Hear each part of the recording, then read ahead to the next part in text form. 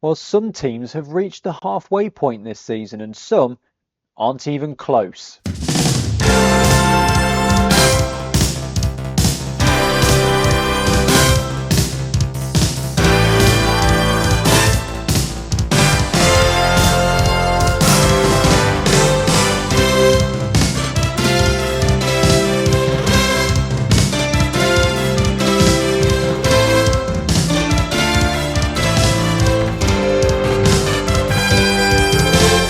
Yes, welcome along to this week's Women's Football Chat. My name is Chris Gadsby. I'm here every Thursday bringing you the very latest from the third and fourth tiers of women's football here in England. That's the FA Women's National League.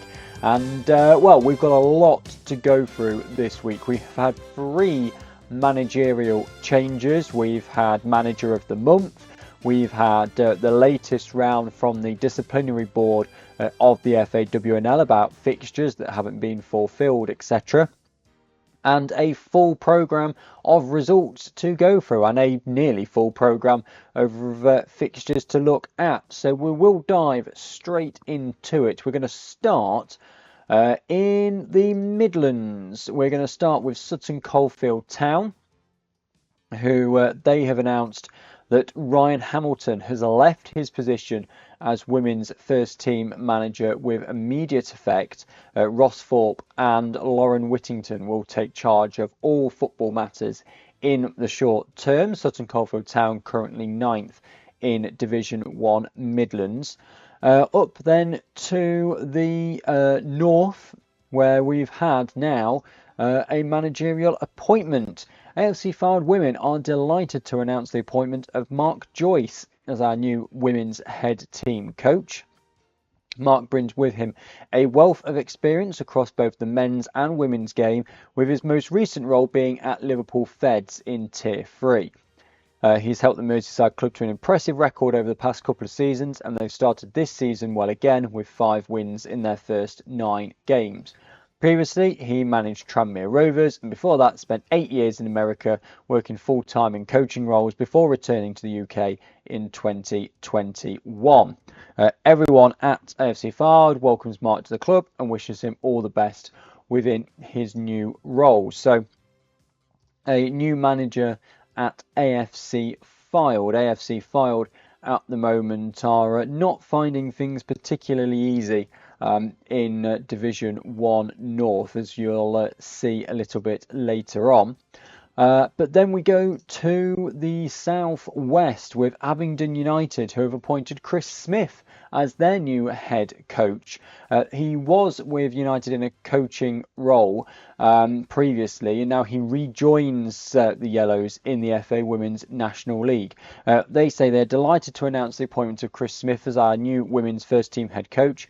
He was previously with United in the coaching ranks, and he joins the club now from Oxford City as they look to continue positive progress in the FAWNL.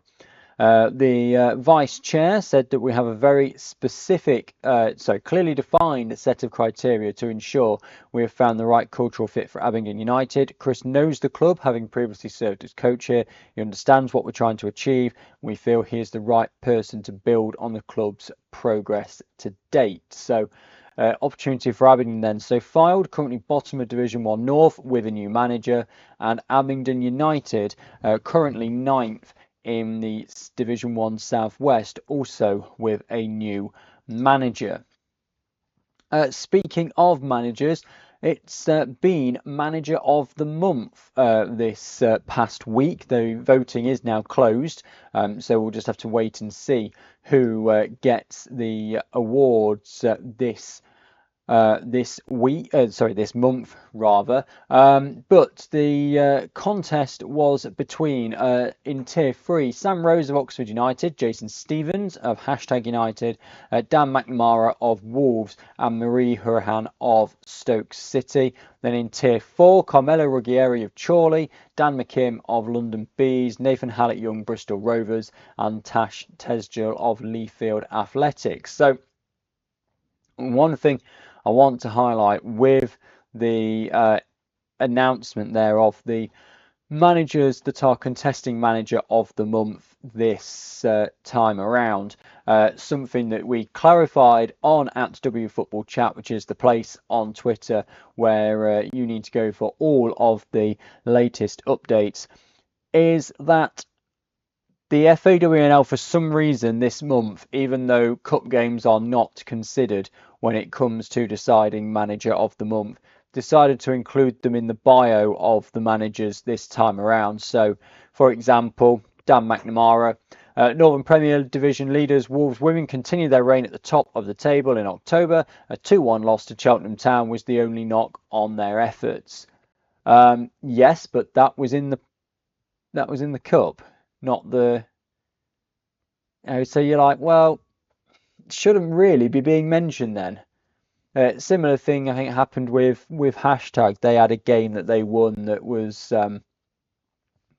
mentioned, but that was in the cup as well. So cup games, be it County Cup, FAWNL Cup, FAWNL Plate, FA Cup, all cup competitions aren't considered when it comes to manager of the month. Including them a little bit strange, in my opinion. I've asked the question why. I haven't had a response. If I get one, I'll let you know.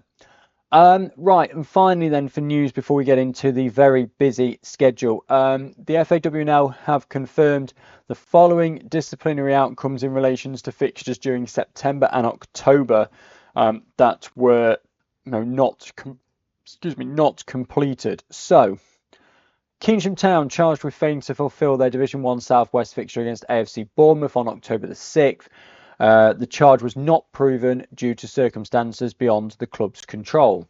Solihull Moors were charged with failing to fulfil their Midlands fixture against Loughborough Lightning on the same date. The FAWNL board found the charge proven, have deducted a point, imposed a suspended £250 fine and ordered the game to be rescheduled. Halifax were charged with failing to fulfil their Northern Premier Division fixture against Burnley on the 13th of October. The board found the charge not proven due to circumstances beyond the club's control.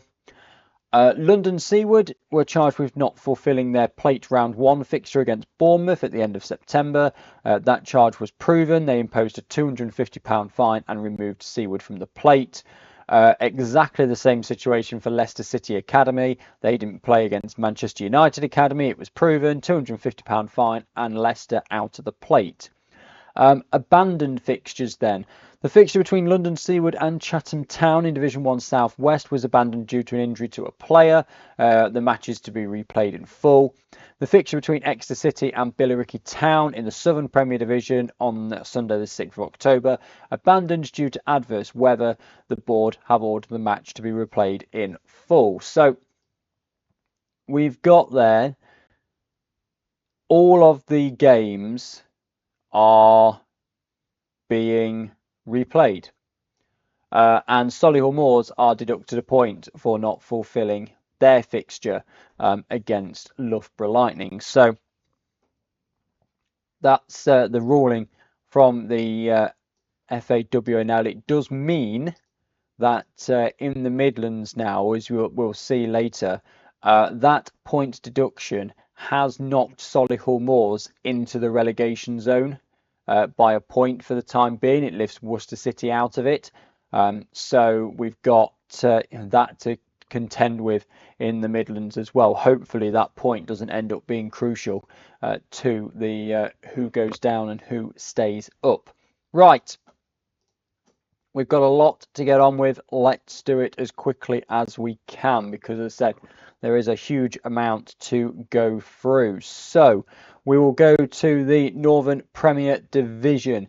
Derby County 3, Stourbridge 0. We've got Shenmue, Amelia Wilson and Ella Hilliard with the goals there. Wolves, top of the table, looked as though they might be held to a draw with Liverpool Feds. Amber Hughes had put Wolves in front on 67 minutes, but Chantal Thompson equalised just 4 minutes later before Rachel Quigley in the 94th minute put Wolves back ahead, gave them the 3 points, and that has made a big difference to the way the table is at the moment. Rugby Borough beating Hull by 4 goals to 0, 2 for Angelina Nixon, 1 for Nikki Potts and 1 for Lily Greenslade. Sporting Cowser losing by 3 goals to 1 against Burnley. Laura Elford with a couple, Olivia Wilkes with one as well for Burnley, who were 3-0 up before Annabelle Davis got Sporting Cowser a consolation. Halifax 0, Stoke City 4. So Stoke with a brace each for Evie Priestley and Millie Ravening. And West Bromwich Albion losing by 2 goals to 0 at home to Forest. Mel Johnson in the 15th minute, Molly Green in the 86th minute, giving Forest all 3 points. So in terms of how the table actually looks, there's not a lot of change. The only difference is Derby going above West Brom. But it shows how important, I think, those that late goal, particularly for Wolves, was in this kind of race for the title. Because if they were back to 26, level with Forest, Forest would have gone back top on goal difference, and they have a game in hand, so they would have had the opportunity to start to pull away a bit. Burnley, Rugby, and to some extent Stoke are still kind of trying to get hot on the tails of everybody else there. Let's say, for example, they win their games in hand, we'll put everybody on 11. You could have Forest 29, Wolves 28, Rugby 25.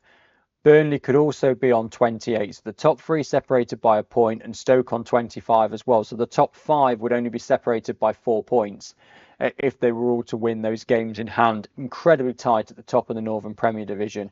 Down towards the bottom then, as we have alluded to there, so Halifax, they were defeated last weekend. Sporting Cowser defeated, Stourbridge defeated, Hull defeated, and West Brom defeated. So the bottom 5 all lose. So it's pretty much the same as it was. Everyone's just kind of shunted with the points. But you can see that there is that divide again between Stoke in 5th, Liverpool Feds in 6th. It's 6 points already, and Stoke have got the better goal difference. It looks as though the top 5 might be the top 5 come the end of the season. Just in what order are they going to be? Southern Premier Division then. So Billericay Town 0, AFC Wimbledon 3. Goals in this one to Wimbledon. Emily Donovan, Ashley Hinks and Karina Taylor.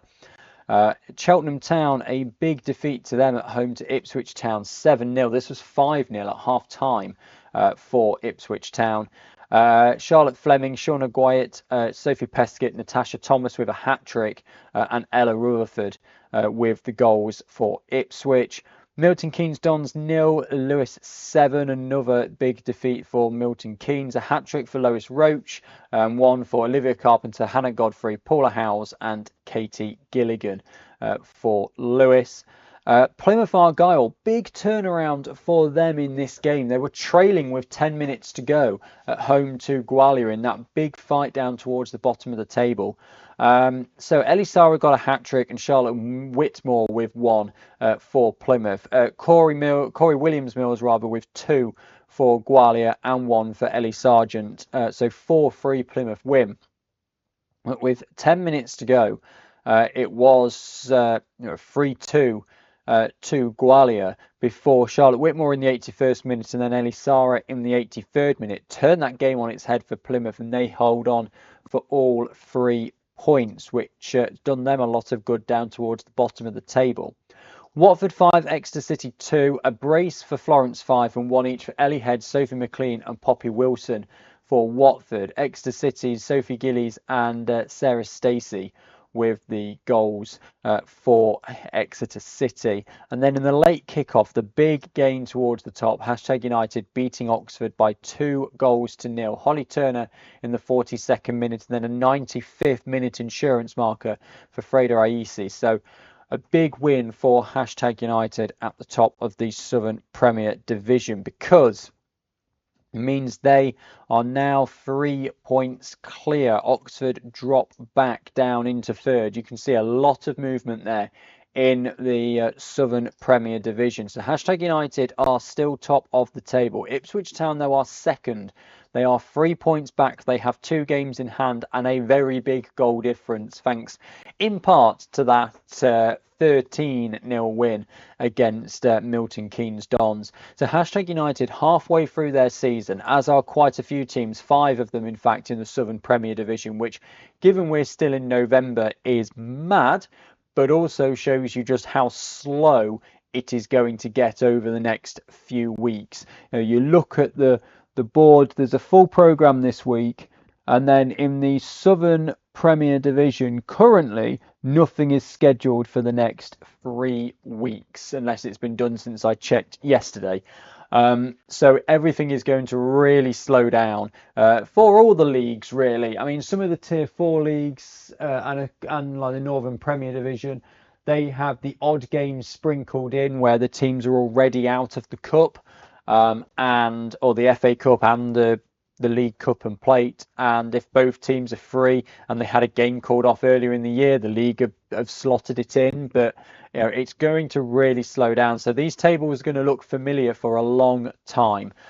So Ipswich, second, but they've got 2 games in hand. Oxford 4 points back in third from Hashtag, and then there is that big jump back to AFC Wimbledon in fourth after their win over Billericay Town. But AFC Wimbledon have 2 games in hand on Oxford, so they could catch them up.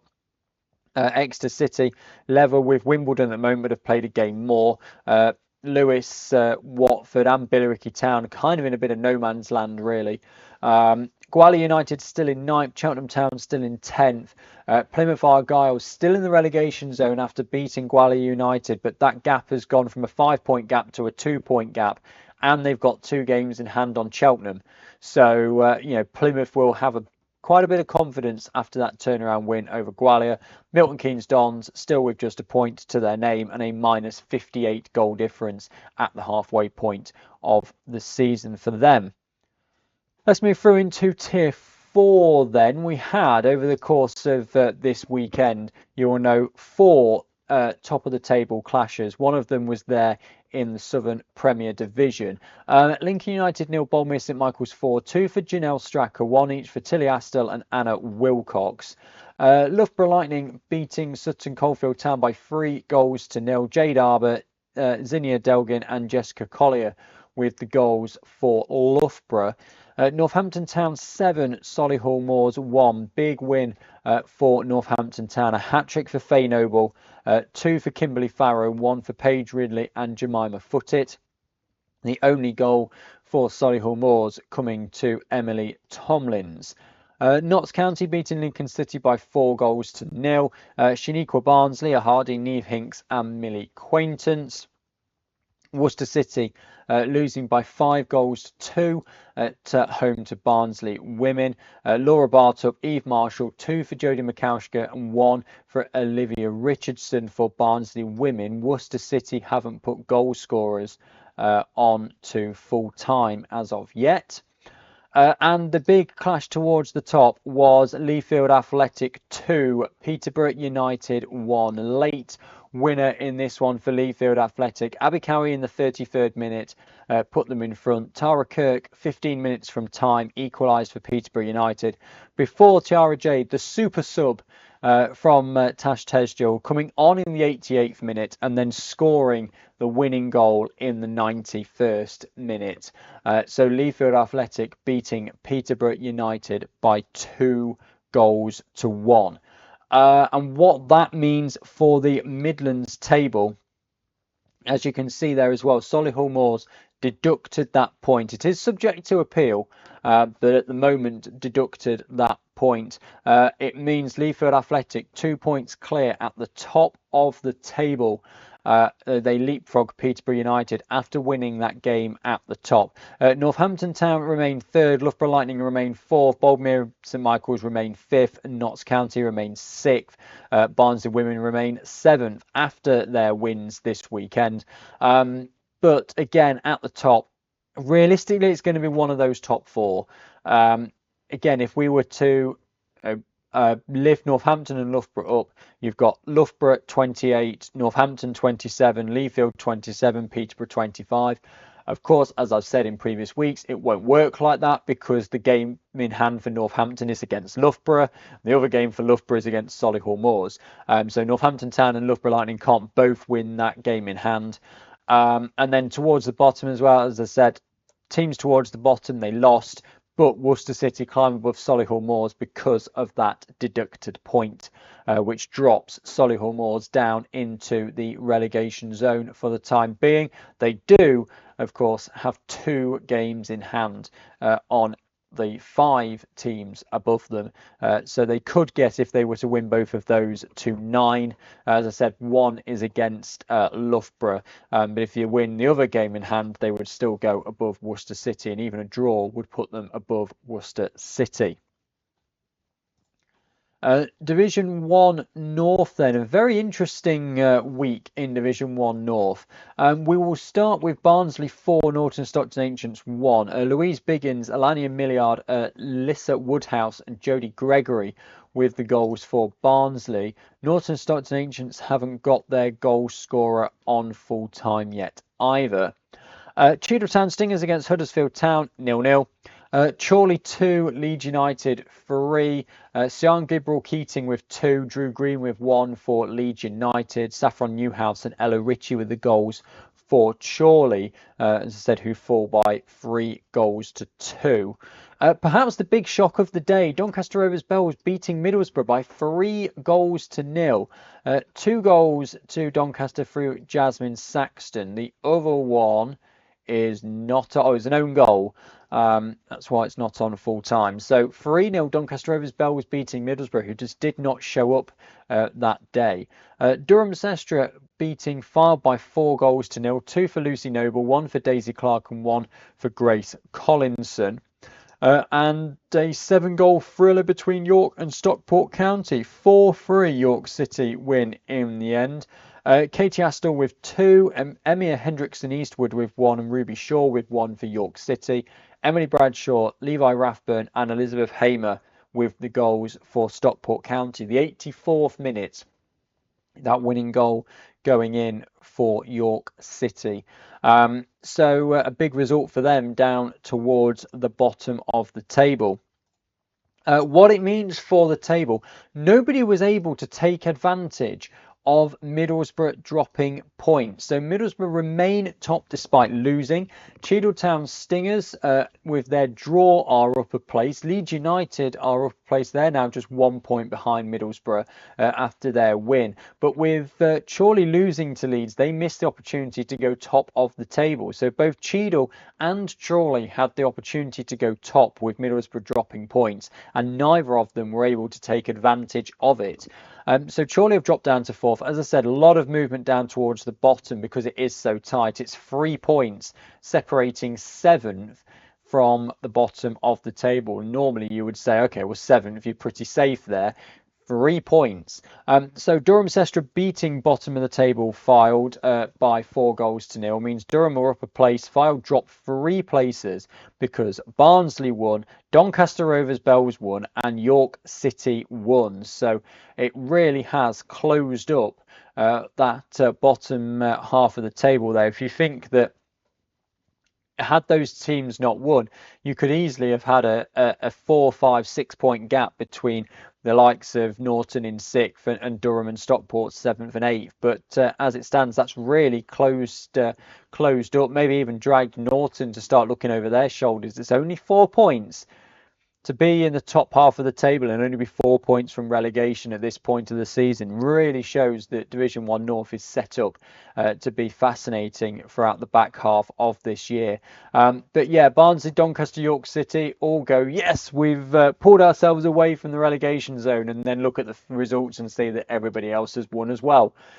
So it's all still the same down towards the bottom, as I said, other than Fylde, who having won recently as well, and they beat Doncaster Rovers Bells a couple of weeks ago to lift themselves up 3 places out of the relegation zone. They then lose to Durham and everybody else wins and they find themselves right back at the foot of the table again. But still, you know, the goal differences are all equal. The points are pretty close. The games played are pretty close, apart from Doncaster Rovers Bells, who have played 10. It's going to be very interesting in the back half of this season in Division 1 North. Division 1 South East then. Ashford Town 0, London Bees 5. Good result for the Bees away from home. Megan Burrows, Shamoy Campbell, Millie Isherwood, Samantha Gabion and Mira Hotiet with the goals for London Bees. Queen's Park Rangers winning away at Cambridge United, and it was the substitutes. All the goals coming in the final 20 minutes. Alana Munro with a hat-trick, 70, 85 and 89. And Renee McRae with a goal on 78 minutes as well. So a great end to the game for Queen's Park Rangers. Chesham 1, Chatham Town 3. 2 for Otesha Charles and 1 for Jessica King give Chatham Town the 3 points. Rebecca Fraser with the only goal for Chesham. AFC Sudbury beating Dulwich Hamlet by 2 goals to 1. They were 2-0 up at half time. Yasmin Drake and Eva Frazzoni. Dulwich Hamlet, though, goal in the second half is not on full time.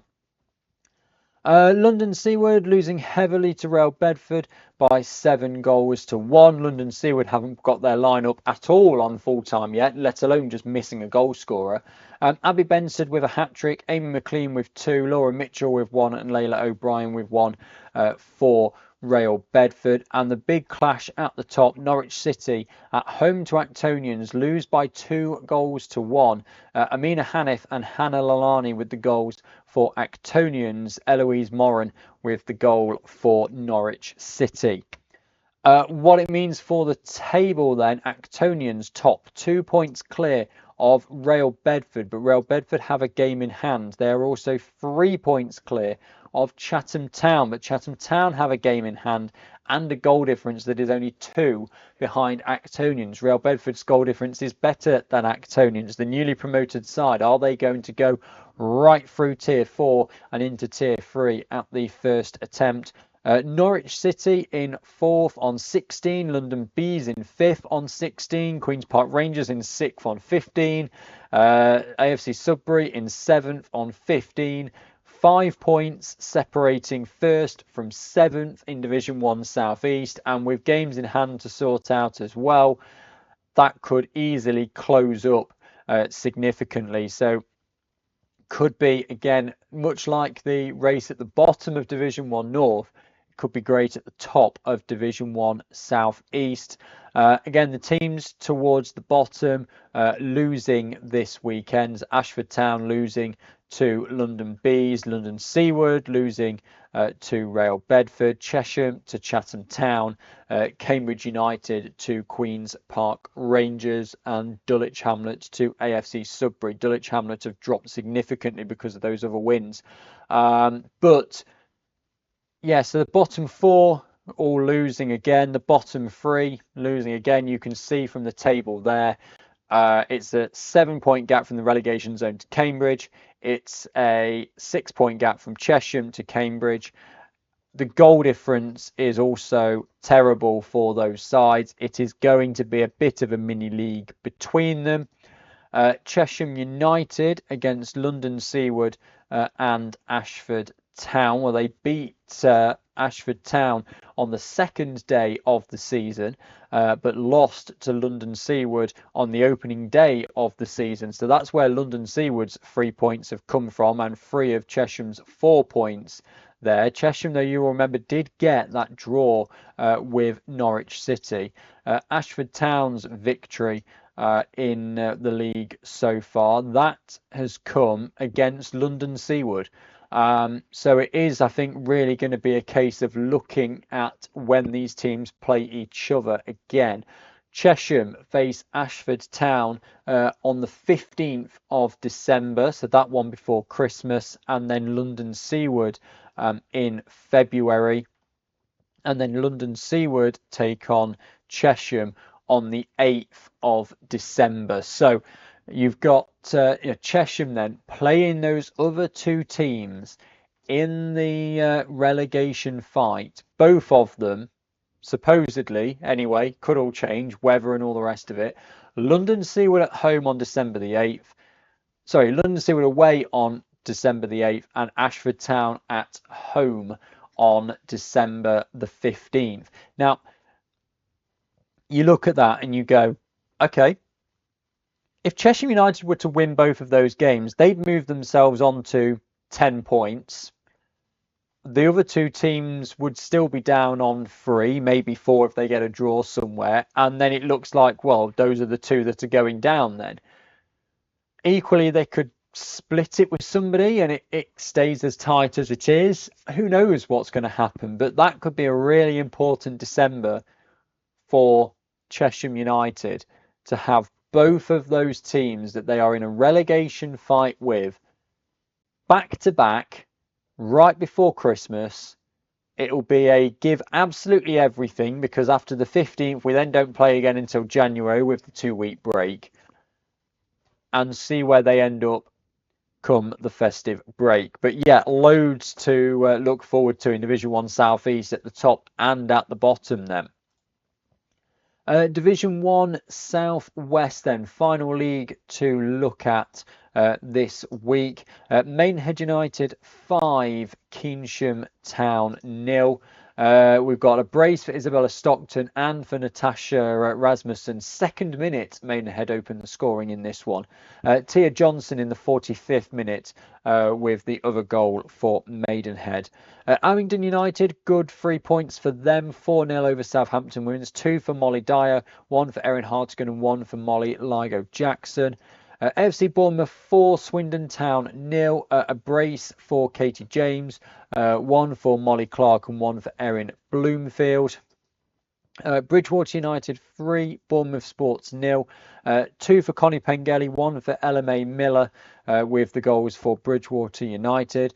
Bristol Rovers, good win for them over Worthing by 3-1. Rhiannon Bourne-Hallett, Emerson Evans and Megan Jarvis with the goals for Bristol Rovers. Tierney Scott with the only goal for Worthing. Moneyfields beating Portishead Town by 5-1.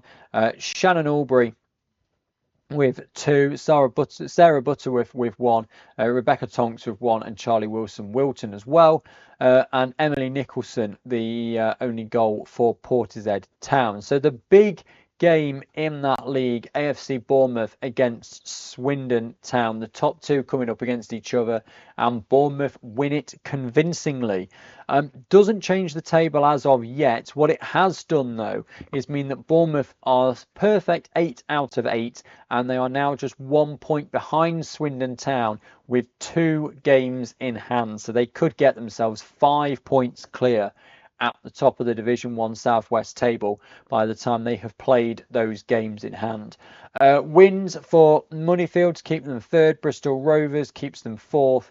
Keynsham, though, in 5th were defeated but don't drop. Maidenhead United, who beat them, their goal difference is not as good. And then Abingdon United above Portishead Town, they're now 3 points clear of the relegation zone after that win over Southampton Women's. So those are the results. Some great fixtures over the course of the last weekend, and some really significant results for teams across the FAWNL. Let's have a look at the fixtures coming up then. It is this weekend, County Cup weekend, the 3rd Sunday of the month, which means that there isn't quite a full programme. There are plenty of teams that don't take part in the County Cup. There are teams which come into the County Cup later. Some teams are already out. So it's relatively full, but not entirely. In the north then, only 3 games. Derby County against Sporting Cowser, Hull City against Burnley, and Forest against Stoke. So Forest at home against Stoke, 2nd against 5th. This is Forest's game in hand on Wolves. If they win it, they go back top. If they don't win it, Wolves will be top at the halfway point of the season. This is Forest's halfway game. Wolves already there. Towards the bottom, Sporting Cowser's halfway game. Derby again already there. This is going to be their 12th game. And we are still in November. As I said, shows how much the league is going to slow down. If you think that in the first, call it 3 months, we've played half the season, but it's going to be another 6 months to play the second half of the season, which just shows how slow it is going to get before it ramps up again in March and April. Hull City against Burnley, that is 9th against 4th. Burnley, this is one of their games in hand over the likes of Rugby and Stoke. And Wolves, of course, they will be wanting the win to get them up to 25 points. They would leapfrog Rugby and keep in touch with the top 2. So just 3 games in the Northern Premier Division. In the South, full programme. Nobody in the South is in County Cup action. So Gwalia against Billericay Town, 2 teams towards the bottom, 9th against 8th. Big game towards the top. Ipswich Town against Oxford United, 2nd against 3rd. Both of them desperately trying to keep tabs on #United. Lewis against AFC Wimbledon, that's 6th against 4th. Milton Keynes Dons against Exeter City, 12th against 5th. Plymouth Argyle against Cheltenham, big game. Winner is out of the relegation zone by the end of the afternoon. Plymouth, if they were able to beat Cheltenham, would jump maybe 2 places and would have games in hand on the teams in the bottom 2. And Watford against Watford down in 7th, #United in 1st. Will be looking for another 3 points to get themselves again even further, if they can, away from Ipswich and Oxford. Points on the board, always better than games in hand, but they know Ipswich are coming 2 games in hand, better goal difference, only 3 points back. Could do with a bit of a favour from Oxford, could #United this weekend. 3 games in Division 1 Midlands. Barnsley Women's against Lincoln United. That's a kind of lower mid-table battle there of 7th against 8th. Lincoln City against Worcester City, big game towards the bottom there, 12th against 10th. And Peterborough United against Northampton Town, 2nd against 3rd. So again, Peterborough United, they could go back top. Northampton Town, if they win, they would go top because Leaford Athletic are not playing. So 2 big games towards the bottom, pretty much, and a big game towards the top. Division 1 North, 4 games. AFC Fylde against Cheadle Stingers, 12th against 2nd. Huddersfield Town against Doncaster Rovers Bells, that is 5th against 10th. Leeds United against York City, 3rd against 11th. And Middlesbrough against Barnsley is 1st against 9th. So very much kind of top and bottom situation taking place in Division 1 North this weekend. Will we see any movements? Will we see a Fylde, a York, a Doncaster, a Barnsley get a result that we're perhaps not expecting and put some daylight between themselves and the relegation zone? Or maybe they'll all win and it will all stay exactly the same. Interestingly, if they do all win, then it could well be Stockport County that are in the bottom 2 by the end of the night. South East, 5 fixtures. Pretty much everybody playing here. Actonians, top of the table. They are against Ashford Town, who are bottom of the table. Top versus bottom clash there. AFC Sudbury firmly in mid-table, host London Seaward, who are in 11th. Chatham Town against Cambridge United, that's 3rd against 9th. Queen's Park Rangers in 6th, host Norwich City, who are now 4th. And Rail Bedford 2nd, hosting Dulwich Hamlet down in 8th. So again, you look at the fixtures for the bottom 2. It's Chesham not in action. So can London Seaward do anything against AFC Sudbury, who are in the bottom half? Ashford Town, it's going to be tough for them, away up the league leaders. But we are the teams in that bottom 3 will be desperate for it not to turn into a mini league, but it is starting to look very difficult for them. And finally, 4 games in Division 1 South West. Bridgewater United against Southampton Women's. Keynsham Town against Worthing. That's 5 against 7. Portishead Town against AFC Bournemouth, 10th against 2nd. And Swindon Town take on Moneyfield, 1st against 3rd. So another big test for Swindon Town as they host Moneyfield. Bournemouth will be thinking they can make it 9 from 9 away at Portishead Town. And if Moneyfields can take any points away from Swindon, that could be Bournemouth back to the top of the table by the end of Sunday afternoon. But that will, with those 4 fixtures, do it for this week's women's football chat. Now, so this week we were back to a pre-recorded program just because of work stopping me from being able to do it at 8 o'clock this evening. So we're back in our usual 6 o'clock time with the recorded program. This weekend will be very quiet from the women's football chat. I leave first thing on Saturday morning for work going up to Glasgow, and then on Sunday drive from Glasgow down to Coventry, and then get back home at about 10 o'clock on Sunday night. So in terms of results and tables, they will have to wait until Monday. Yeah, so there are plenty of other places at Talking Woso, the big one, for the fixtures and the results and the tables coming from the FAWNL over the course of this weekend. But yes, that will do it for this week's episode of the Women's Football Chat. Feel free to like and subscribe to the channel. You can turn on the notifications as well, so you never miss a live show or a recorded show on a Thursday evening. I'll be back next week to see what the situation is like after that. It's kind of what, 2/3 would you say it is, full program in the FAWNL, and we will look ahead to the second round of the Women's FA Cup, which is coming up in about 10 days time from now. Thank you very much for watching and or listening to this week's episode of the Women's Football Chat, and goodbye.